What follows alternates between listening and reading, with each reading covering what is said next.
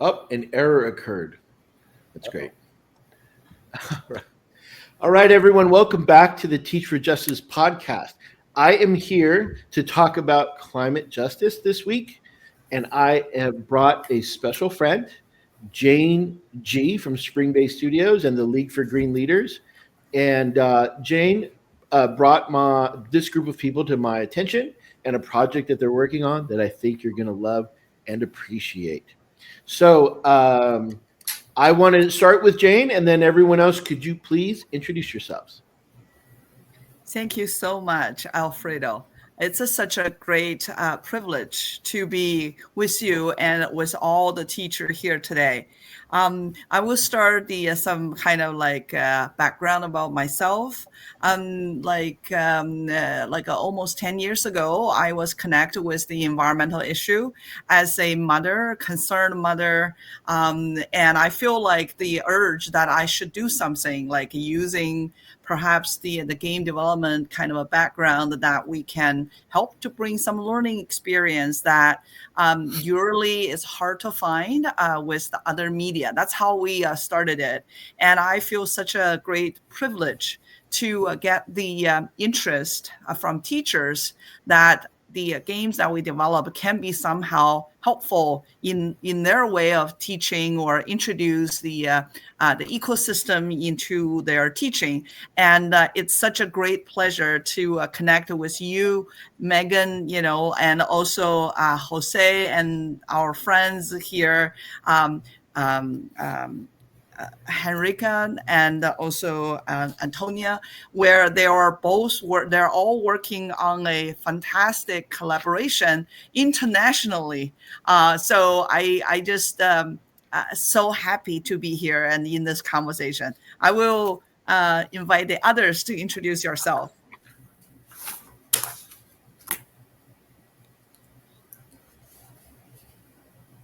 Ladies, you wanna start?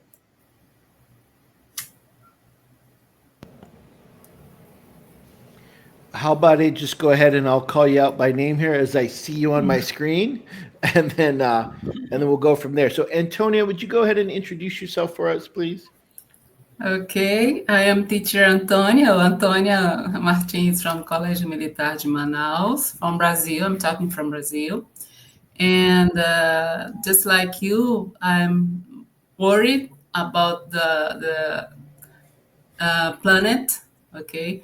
And as you told at the beginning, we have to bring to our students this worry and make them to open their eyes and to see what has happened to our planet and make them to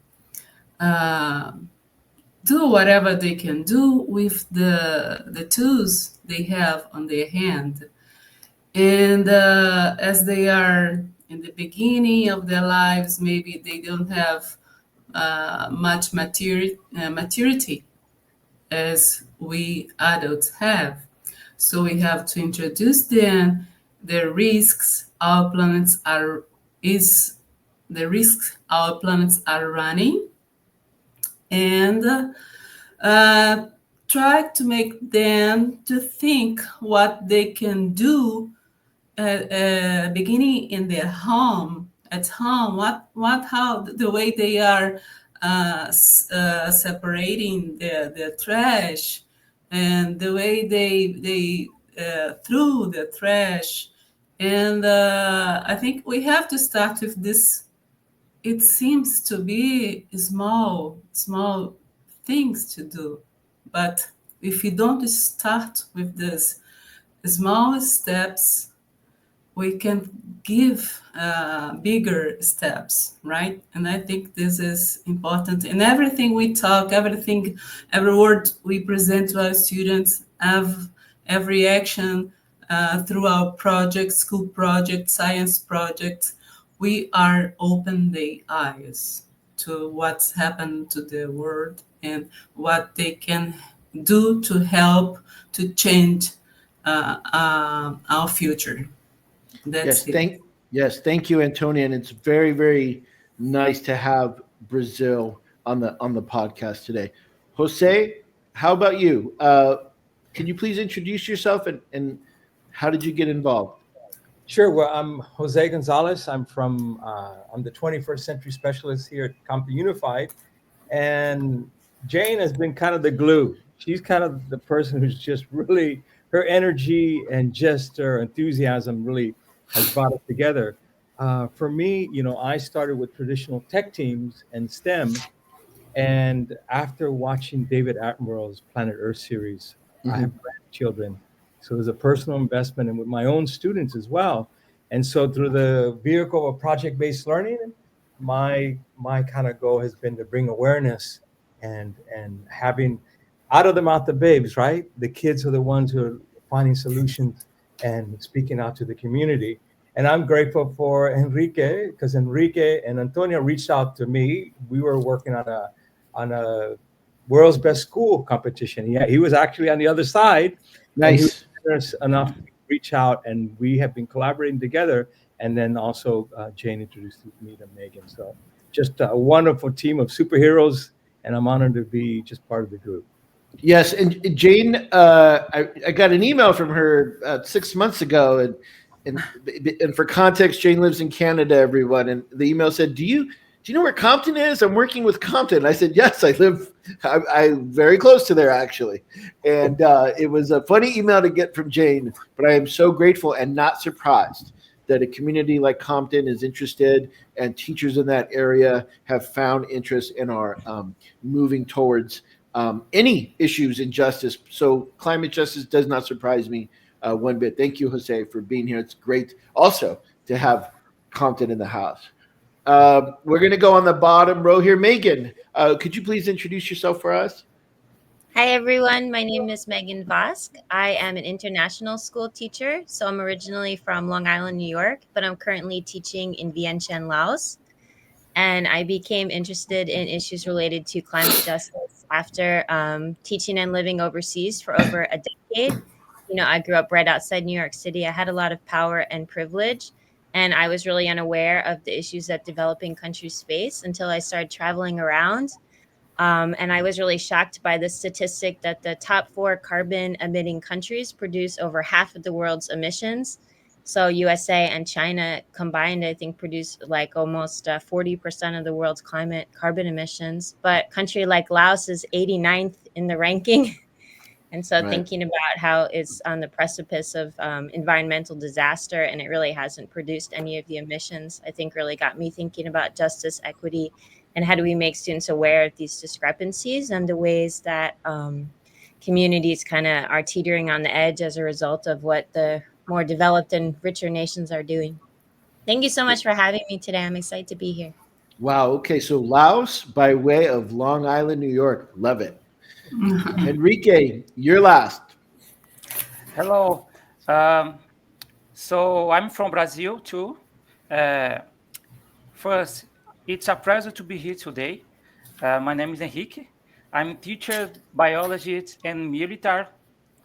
Currently, I work at Colégio Militar de Manaus, teaching high school and elementary school students.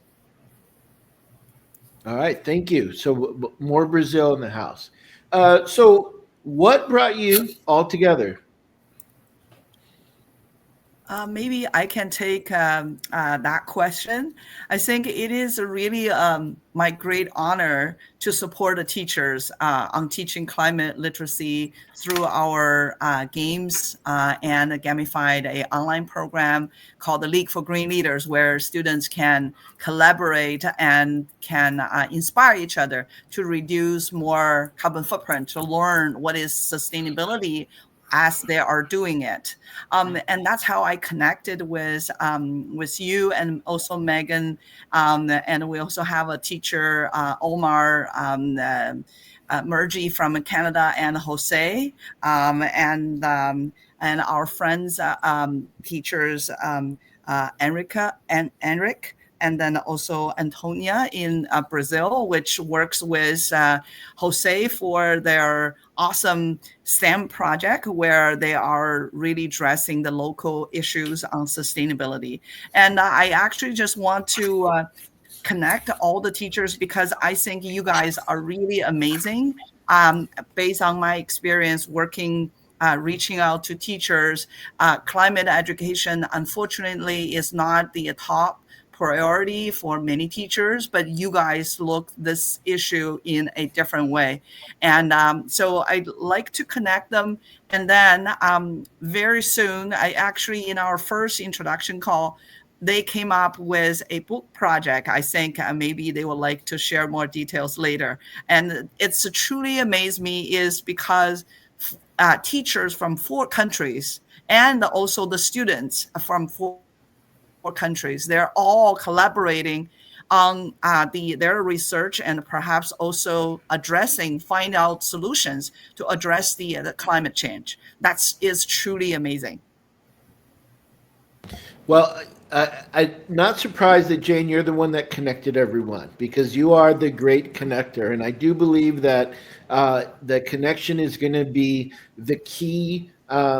Without derailing into the things that divide us, I do believe that finding people who are trying to connect everyone else is going to be how we do positive change. Before we move on, is it okay to move on, or does anyone else have anything they want to add before we do? No, we're good. Okay, so a few times we've used the phrase climate justice, and just to set, the boundaries here or an understanding here, when you as a group talk about climate justice, what do you mean by climate justice? I can answer this one. So for me, climate justice means, like I had touched upon before, thinking about how different groups are impacted by the climate crisis and really paying attention to how marginalized communities and developing countries are disproportionately impacted by the actions of maybe those in wealthier countries or countries that have higher carbon emissions. And thinking about on the ground level how communities are affected by climate issues. So, for example, in Laos here, there's huge hydropower damming projects going on along the Mekong River. And those projects are being funded by big corporations and by the Chinese government and the Lao government. And the people who live along the Mekong are being displaced. Oh, And wow. their traditional livelihoods are being impacted because they can't fish the way they used to. Tourism along the Mekong is going to be affected. And it's interesting to think about because yes, it's good to modernize and to have hydropower and to have more electricity, but most of that hydropower is getting shipped to Thailand, so the local communities in Laos aren't even benefiting. So it's just an example, I think, of some of the issues that are brought up when we talk about climate justice. Right. Wow. Thank you. Did anyone else have anything they wanted to add? I've been reading a book called Pedagogy of the Collapse. Oh, wow. Yeah, and it's really frightening of what we're seeing. And definitely, I think I side with Megan, where the countries that are affected are those developing countries and those working class neighborhoods as well. We're going to see the people who have the means, they have bunkers, they have the capabilities to have all that excess supplies, where people that are on the lower end are really going to feel the entire impact of the things that are going on with our environment. Right. And so one of the themes I'm hearing about the climate justice definition is the people who don't have the resources on their own to resist. I mean, if you want to use the word combat, but even defend themselves from this momentum of a climate that is, becoming harmful or is harmful. I mean, I do believe that there's some science to suggest that on certain things, we're past the point of no return. And, this is a process that started, many would claim, with industrialization and the Industrial Revolution and 100 years of waiting around for people to fix it or proceed with concern for the earth. It has not been working, and sounding the alarm and educating compassionately and ultimately, and this is, I think, where we are, this is what I think I'm hearing from you, is using a justice lens. right? It is simply unfair, inequitable, and harmful the way that the system is working. Just using Laos as one example. Okay, so we've got some teachers on the podcast today. What are some things that you do in your classroom to raise awareness of issues related to climate justice? Okay, at Colégio Militar de Manaus, we face big challenge because the school main focus is on academic performance, and teaching approach is very traditional there. But as teachers, we encourage our students to engage in scientific learning through projects based on their own reality. And that I praise Enrique because just like Jose and for sure like Janie and Megan too, and he doesn't stop looking for project to make our students to enroll in these projects and to make them to work to collaborate with students like the Jose students, and our students did a wonderful, a very beautiful project together. And this is, I think, this is the way the schools around the world is changing, because we cannot teach the way we've been doing, right? We need to transform the way we teach to have our students participating and constructing their knowledge. And that is, I think, is the best way we can bring climate justice through our classroom and for our students. That's it. Well, thank you. Anyone else on what you're doing in your classrooms to raise awareness of some of these issues? I just wanted, Enrique is like my superhero. He reached out to us. I mean, my kids are middle school kids, and he came out and he said, let's collaborate on a project about evapotranspiration toilet. And I had no clue what that was. And so, yeah, and so to have his kids work with mine and teach us, and I think that's really what the essence is here. All of us working together. For me, project-based learning is the key, having a student-centered classroom, student voice and student choice. So my kids are working on, we've done homeless center, we're doing an aquaponic ship, regenerative ocean farming, doing a collaborating with Enrique with the evapotranspiration toilet. So I am, again, grateful. And now this book that we're writing, our students are bringing awareness around the world. And so, like I said, it's an honor to work with such wonderful and dedicated teachers. And just for clarification, Jose, your students are high school, and Enrique from Los Angeles area, Compton, and Enrique's are from Brazil, and they are middle school age? No, mine are middle school. Enrique's high school and oh, okay. Yes. High school and elementary school. Okay, but it hasn't really made too much of a difference. Is that correct? His kids are, like I said, they've commuted. My kids are learning Portuguese and Duolingo. His kids speak great English.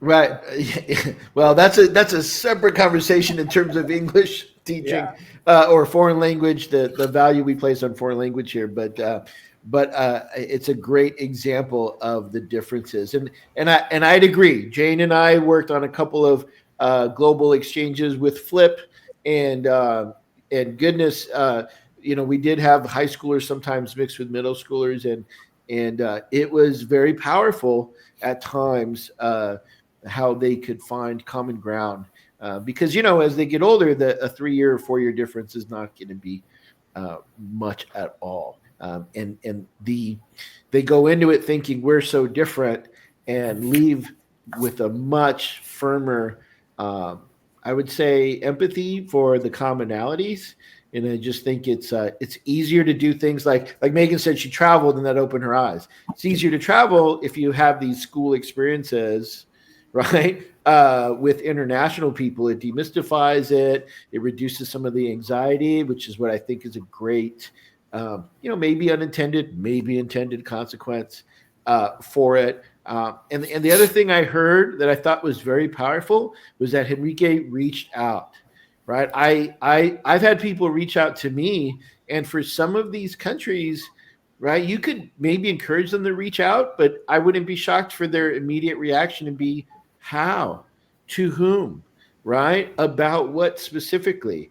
And it does take a certain amount of courage, a certain amount of risk on behalf of a teacher like Henrique to say, worst thing they'll say is, we're not interested, right? But if you have a profile, if you have a social media presence or a reputation for doing projects like this, it's at least a safe bet for a guy like Henrique to say, hey, are you guys interested in working together? So I really applaud that, and all of you on the show today. Does anyone have anything else they wanted to add? Is it okay to move forward? I just wanted to add, like, for me, I feel less lonely, like knowing that there's like other teachers like across the globe that are also like fighting the good fight and doing the good work. And sometimes, like, in my own context, I think, oh man, am I the only voice advocating for this? No, there's other people also advocating for this and like doing super cool stuff. And like sometimes in the middle of my day, like I get a message from Jose or Henrique or Jane, because we have a pretty active WhatsApp. And then I feel like, okay, like these guys are out here too. Like they got my back. Like we're all working together, and like our students are so lucky. And then I think like there must be also like millions more teachers around the globe also advocating for education for sustainable development and trying to raise awareness about the climate crisis. Yes, Megan, and it makes you wonder why our teachers, right, regardless of which decade you were in high school, I just didn't get a vibe that they were working internationally to try to bring awareness to all of the problems globally. And I'm sorry to laugh because it just sounds like such a ridiculous thing to have had happen, because it is so far from the education I got. Antonia referenced traditional teaching models, and I certainly was the I don't want to use the word beneficiary, the victim of traditional teaching models. And yes, so that's why I feel like I've been teaching 24 years. I'm over 50 years old, and I feel like a kid again, speaking to a group like you, and look how interesting learning is, look how interesting connecting is. This is why we're focusing on the Teach for Justice podcast this year on global. Anyone else before we move on to talk about your big collaboration? Yeah, maybe I can add something here. I think, like when we are talking about the raising the awareness of the issue related with climate justice, there's a sad story I like to share. It is, like a conversation I had with a ed tech coach in somewhere in the US.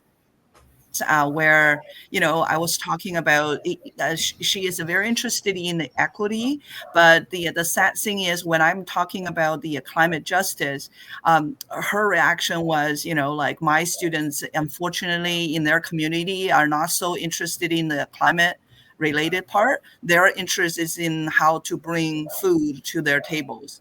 Like it is such a sad thing just to reflect to how when we're saying climate justice, it's really those marginalized communities get the cost unproportionally in terms of the carbon footprint.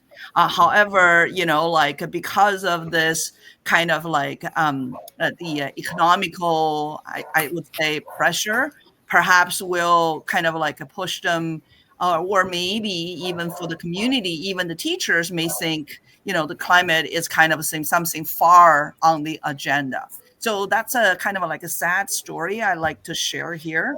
Maybe you guys have some thoughts. And Jane, I hear you, and I must share with, and I've probably shared this with you, but with the listeners as well. I have been trying to do a roundtable on what does it look like to teach economic justice, and it has been the toughest conversation to have with a group of people, larger than 2 or 3, because the definition, like I started with asking you, what is climate justice? I cannot get a consensus on what economic justice is, but I do think that eventually we can get to groups that seem to be more concerned with economic justice, and we can link climate justice. There is an intersection there that I think is very powerful, but how we clearly present that topic is for another time. But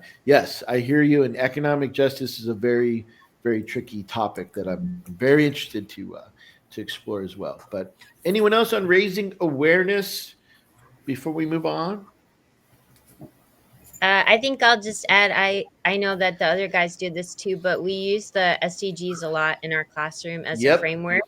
And we look also at the 3 pillars of sustainability. So economic, social, and environmental sustainability. And what do those 3 pillars look like in action? And how do they relate to the SDGs? And then really trying to bring in whatever unit we're studying, say, okay, this connects to this SDG, this connects to this SDG. And then getting students to really see like how all of these systems are interconnected and all of the SDGs are related, and then how the different topics kind of come into play when you're studying different things. So I think really trying to highlight those on the 2030 agenda, and then to look really at some of the numbers that are provided. If you go on the UN website, you can see how are we doing towards this indicator or that indicator. Right. I think it's really nice framework to raise awareness of the issues related to climate justice and things that the UN has prioritized, and even talking about, are we going to get there by 2030 or not, and then having the students discuss that and see how kind of all these different topics really are also related to climate justice.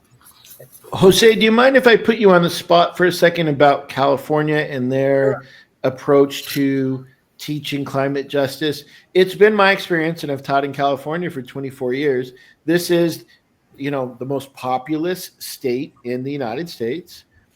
My experience, and I've been in a few districts, is that science teachers are sort of leaning on social studies teachers to talk about the environment at the end of the year as part of their standards.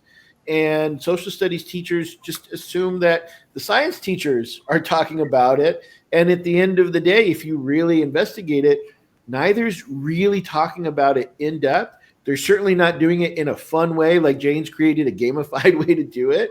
And they're certainly not using UN material and concepts like the SDGs, the Sustainable Development Goals, which it sounds like everyone on this call is trying to do. And many other countries are doing very clearly and with less resistance. And so have you found that where you've been here in California, that neither subject matter is really embracing it and running with it like it's their mission to get this conversation happening in the classrooms? I think part of it also is the pressures of the state standardized testing and what's on that test and what is required, and teachers who probably want to teach these topics or due to time and pacing schedules really don't have the time. I've been fortunate because my classes don't have to, my kids test in other classes, but I'm not subject to the test, and I think that's the issue. I just wanted to add to that, when kids when they look at issues that affect them personally, I see that's where I find that engagement. That's why the kids come at 6 o'clock in the morning. Every Saturday they work on this project because it's meaningful to them. They're looking what it's happening in communities and they want to change it, or at least bring some awareness. But I think if we can turn that pressure around or somehow make it available and the significance, because this is affecting their future. I tell my kids, us old people did not really do a good job at being stewards of the environment. No, we didn't. I have no problem saying that. And for those of you not from California, we had state testing for social studies and history up until about 10 years ago, where they got rid of it, and teachers went in 2 different directions. some teachers used it as an excuse to try new things and explore new topics and be very, very creative and bring their own creativity and take some risks in the social studies classroom. And some teachers used it as an excuse to go back to what Tony and I have referred to in this conversation as quote unquote traditional teaching, as an excuse to not grow and not try new things. And so we're at about 10 years later, and sure, there's definitely been an impact from that. Let's get to your collaboration. How have you all collaborated, which is our big reason for being here today, to advocate for climate justice? Megan, you want to lead us off? Sure. So we have been working together on a book in Canva where our students have contributed pictures and stories to highlight their projects and some of the climate issues that are faced in their region. So my group contributed. We went on an experiential learning trip to the countryside of Laos, and the students got to investigate traditional sticky rice farming methods. And so the kids took all sorts of pictures about the sticky rice farming and trying to show the mountainside and also highlighting the importance of the Mekong in the region. And then they put some messages above the pictures where they explain why it's important to try and conserve natural places, to pay attention to traditional farming methods, not to clear cut or engage in like horrific deforestation, which you can also see in the countryside. And so just kind of highlighting some of the issues facing the region through photography. And then Jose and Enrique and Antonia can share about the parts that their students contributed. But it's a kind of a book in 3 parts where we've got first the story from the students in Laos, and then it goes into Jose's students' work. So I'll pass it over to him. Thank you. Thank you. So with my students, it's we have an aquaponic system in our room. So we've been growing herbs and plants, and I give them to all our parents and what have you. So the kids have been working everything from an aquaponic ship, an aquaponic truck. We've done a mission to Mars, and what would that look like living on Mars? We've done a homeless center where the kids envision a center that would be self-sustaining with a shipping container, recycled shipping container homes to house the homeless, and bring in volunteers to help teach, and goats to cut the lawn and also sell the products to maintain the center by itself. We've done dresses of the future. So the kids are looking at those issues and seeing. I've taken them and walked them around the neighborhood, so-called field trip, after we learned about sustainability. And for the first time, they've seen, there's check cashing places in every corner that we have. Fast food place. Where's all the parks? And where's the cracks? And why do we have all these overhead lines? And so I think it's been wonderful just bringing that awareness and this. And I'm hoping one day we can all meet. I want to go to Brazil and hang out. and Jane and Tonya, we can hang out. And I'm going to show them. I'm from originally, so I want to show them some Cuban dancing. I would love to tag along for that if that happens. That sounds like an amazing trip. And Enrique, you want to tell us about the amazing projects you've been working on? Yes. Yeah. So for the other hand, we stayed in Amazon, and there are many problems in environment in Amazon. So my students have worked a scientific project about they use the plant. Teacher Antonia, can you help me, please? Yes. Okay. I can speak Portuguese, okay? Absolutely. Go ahead. Okay. Absolutely. Okay. Yeah, let it go in Portuguese, and we will figure it out. This is what people have to understand about an international conversation. It's not going to all be in English. Perfect. Thank you, Alfredo. Então, os meus alunos têm trabalhado. Pode traduzir, professor, as frases. Our students have been working com plantas, with plants, para retirar a poluição de rios. To remove the pollution from the rivers Ao redor de Manaus, Amazonas. around Manaus, Amazon. Nos últimos meses, nós utilizamos câmeras fotográficas e drones The last month we've used cameras, digital cameras and drones Wow. para mapear, né, para tirar foto de todos os rios que existem na cidade. to take pictures of the rivers around the city. Todos estavam poluídos. All rivers, they were polluted. Então, os meus estudantes encontraram, né, plantas que são capazes de retirar metais pesados, né, ou a poluição da água. So the students, they find out plants which were able to remove the pollution of the water. Então, nós estamos utilizando a natureza para curar, né, a própria natureza, vamos se dizer assim. So we are using the nature to heal the nature itself. Yeah, that's it. You're using nature. I just want to repeat that because it is such a simple yet profound concept. You're using nature to heal nature itself, which is how it was a long time ago, which is how it is inevitably going to go back unless we stubbornly insist that new is better and deny the fact that not all progress is positive, right? And some people have been abusing the word progress and really taking it to mean economic progress, not social progress, or emotional progress, or economic progress for everyone. And so the word progress has started to be followed with lately, and hopefully with some of our younger people, we need to teach them to ask, well, progress for whom? But nature, using nature to heal nature itself is a very powerful concept. And I just want to say about your book, and even though it's in the process or you guys are putting it together, I want to hear where you're at with it.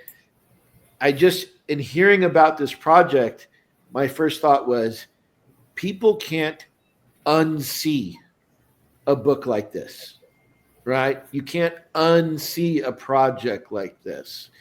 And I could make a commentary on social media as well as what we refer to as mainstream media in this country. But unless a young person is actively seeking out the National Geographic Channel or channels that talk about nature and some of these issues, they're not going to see this on social media. And so I just want to pledge to you in this moment that anything I can do to get some awareness for your book, this book that can't be unseen once it's distributed, I would love to help with that. Does anyone else want to talk about their role or their students' role in the book? Yeah, thank you so much, Alfredo. I think, all your offering is really highlight, I think, is the insight and the leadership in terms of education. And I see, like a lot of the time we probably will talk about like the meaningful or the impact. A lot of the time we're talking about, we need to add this, we need to add that, but to what degree? Is that gonna relate it to the equitable progress for everyone with the diversity background and with the social justice come into play? And to that end, I think, Henrika's program is really is those kind of like progress that we are seeking. Like in one of the competitions, Jose's school district participating in, there was one learning activity about biomimicry, basically just trying to mimic how nature handle challenges and lets us be humble, not thinking we're the center for the entire universe. All the resources are for us to consume, to make money, but like turn us into more of learning how to respect and live with everything around us in a very harmony way. I think that's really is the fundamental for the justice, where everyone has a fair share.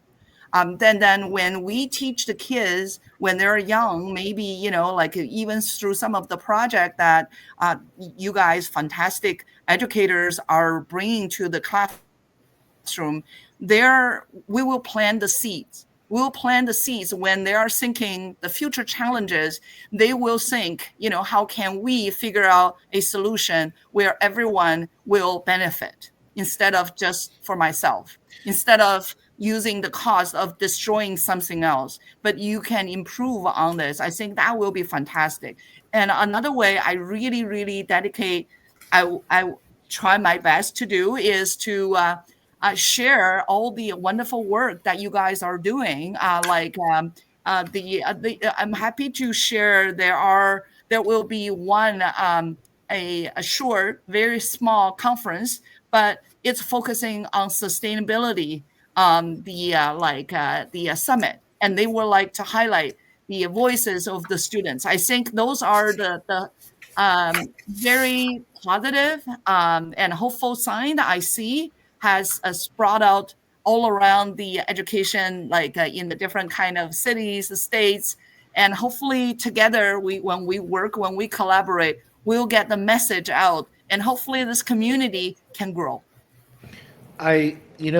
Jane, I hear you talk about things like an ed tech person was talking to you about certain things about teaching. But when I go back to what Enrique said about using nature to heal nature itself, I can't go anywhere without somebody wanting to talk about artificial intelligence.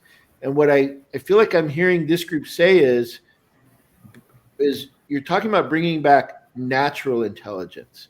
And I don't think problems in nature are going to be solved with an artificial solution, right? The answer is going to be, what about natural intelligence? What about climate intelligence, right? Why not move in that direction? Because artificial solutions to natural problems have seemed to me, I'm not a scientist, seem to me have gotten us into our current situation. And so just some things for you all to consider, and as well as people listening to this. Anything else about the book before we sort of finish up with our big final question here? Do we know when the book's going to? What is the plan for the book before we sort of wrap up? What is the plan? Where can people anticipate getting to see what you guys are working on? Well, I heard our plan is to wrap up the book by the end of March. So okay. I'm hopefully, before the school year finished, we should have the book. And you're using Canva, the design application, right? You're collaborating internationally on it.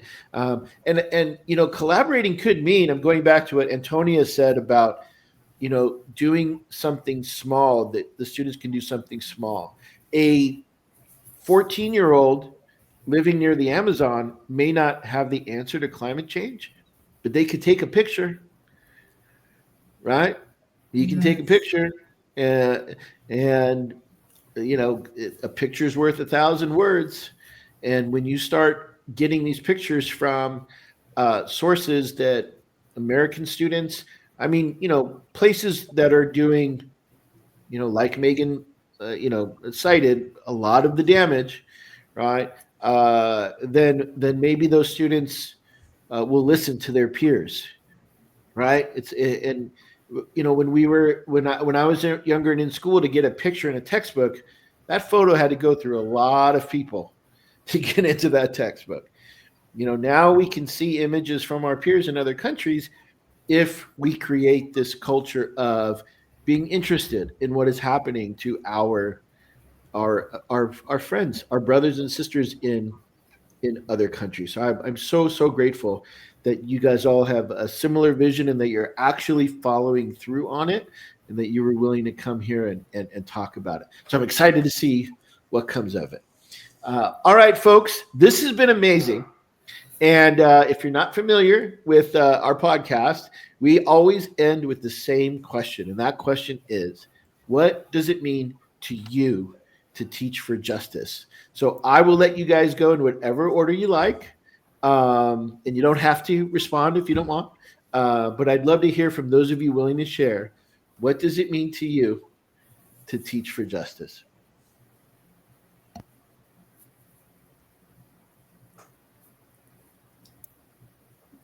I can go first. For me, it means to really think about an issue from multiple perspectives and to highlight all sorts of different perspectives. So not just the perspectives of the people with the most power and influence, but also to look at perspectives of people who are directly impacted, people on the margins, people from different walks of life, and really think about how they're affected by decisions made by people at the top. So for me, teaching for justice means bringing up different voices, different perspectives, and then thinking about how we can highlight some of the perspectives maybe that don't get the media view or that don't really get shared very often, so that people can think about situations in a more nuanced way. And for me also, to teach for justice, it means that I am an ally, and I try to be an ally for those more marginalized voices and to help highlight those voices and to let the students know about these different voices and perspectives, so that they start thinking also more about cause and effect and how their decisions impact others and how other people are impacted by things that we do and how we can all be allies for each other. So for me, that's what teaching for justice means. Thank you. Anyone else? Can I? Oh, go ahead, Enrique. Go ahead. Teacher Antônia, please. Para mim, ensinar a justiça é empoderar os estudantes. To me, teaching for justice means empowering students. Assim como fizemos o projeto com os rios em Manaus, As well as we did a project in Manaus, e também o projeto em colaboração com a Escola do José. and also the project in collaboration with José's school. Falando um pouco mais da colaboração com a Escola do José, And specifically about the collaboration with José's school. o projeto nasceu de um problema ambiental que a cidade de Tefé enfrentava. The project was born in front of an environment problem that Tefé city was facing. Uma grande seca estava afetando a Amazônia. A big drought, I think it is, big drought was happening in the Amazon in that moment. E a partir desse problema, os alunos estudaram e conseguiram propor soluções. And at that point, the students studied, made research, and they pointed out solutions. E a partir das soluções foi que nós apresentamos e pedimos uma ajuda e a colaboração do professor, do teacher José. And upon the solutions, we got in touch with José, and we started work with him.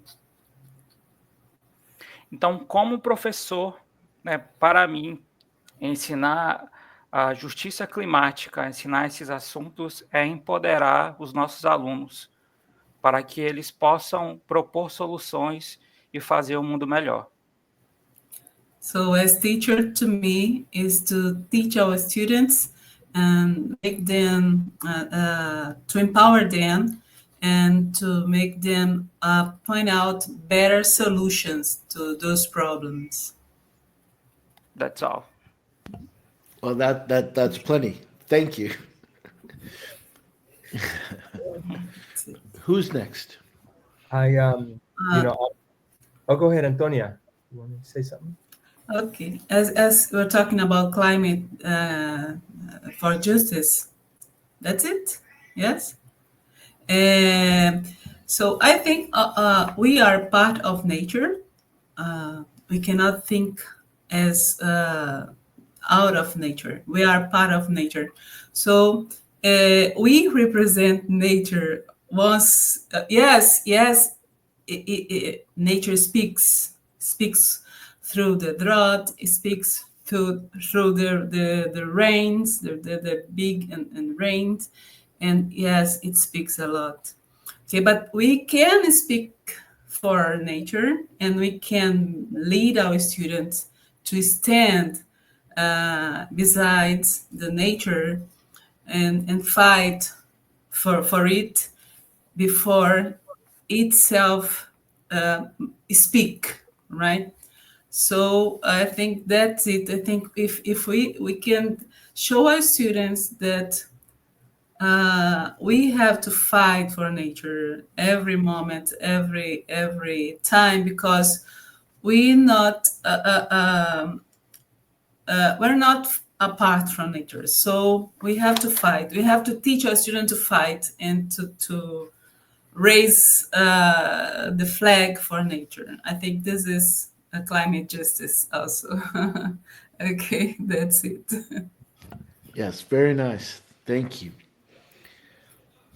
I think, one of my heroes as a Cuban, Jose Marti, he was a poet, activist, and, one of his saying was, talent is not for ourselves, it's a gift that we use to help others with. And the person who takes that talent only for themselves is a thief. And I like what Enrique said about empowering our students and giving them that we all have a responsibility to do, no matter how small that we are, that we have a voice and that we can affect change.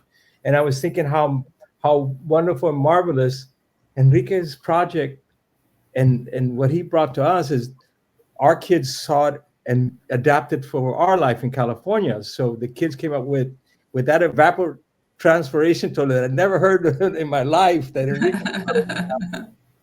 the kids want to use it to transplant trees that have been burned. So put it in national parks, and we can use the toilet to grow seedlings and plant them to some of those areas that have been burned in California. So just this adaptation of ideas and the trading of ideas that we are having is incredible. And for that, I'm indebted to all of you. Right. I mean, applying it, literally taking the idea and adapting it to their environment, right? Just, and no one would have thought of that, or that solution, right, would not have been available to them had someone from another country, someone from the Amazon reached out to Compton and said, hey, can we work on this issue? Amazing. Yeah, I that's really is the words amazing when we were talking about, how you teach about teach for justice. I feel like being in the role where we can use technology to help to connect the teachers, help to connect the great projects that you guys are working together, and then have the capability to invite more teachers, maybe. It sounds like a self-promoting, but I do want every kid to experience that together we can make a difference. And I think that will be the fundamental focus we're trying to do using the education technology, and hopefully can showcase all the great projects each individual of you are doing, and then create a community people like us, seeing more educators join us, and then we will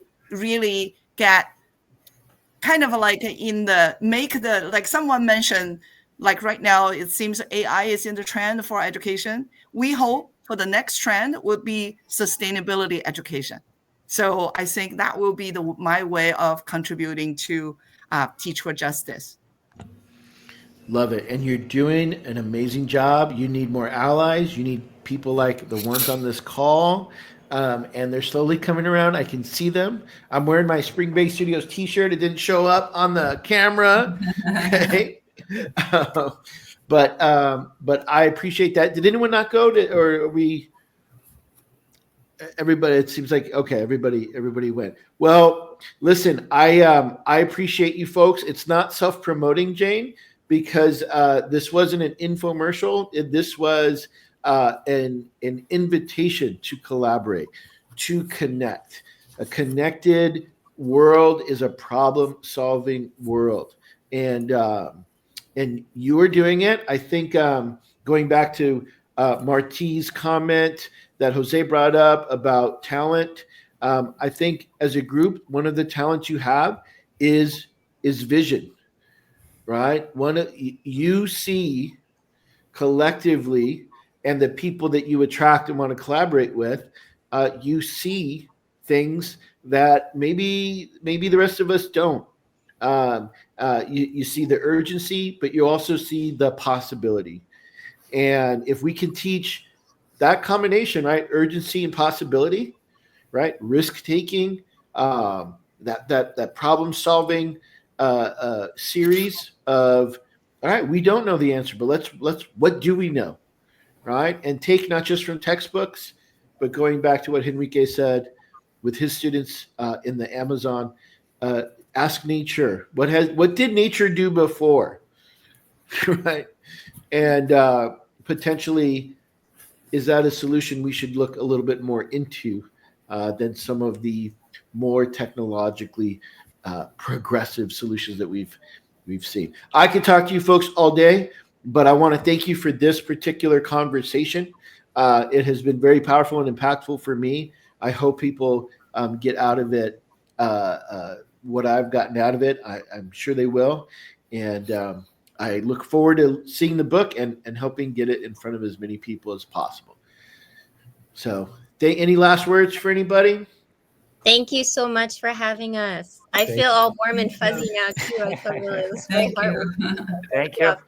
Yes, thank you so much. Thank you. Jane, thank you for getting all of these people together so often. It's such a great honor to be with you all. I really appreciate everyone's coming together. All right. Bye, folks. Thank you.